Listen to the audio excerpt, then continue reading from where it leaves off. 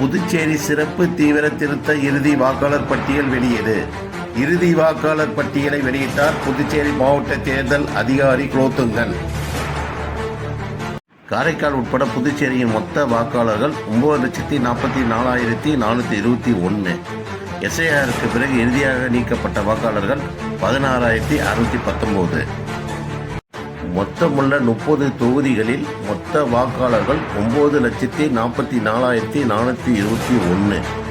இவர்களில் 4,43,495 ஆண் வாக்காளர்களும் 5,477 பெண் வாக்காளர்களும் உள்ளனர்.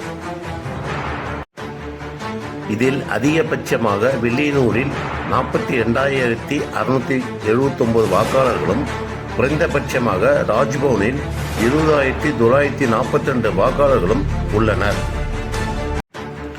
இந்த எஸ்ஐஆர் 2026 மொத்தமாக 16,619 வாக்காளர்கள் நீக்கப்பட்டுள்ளார்கள்.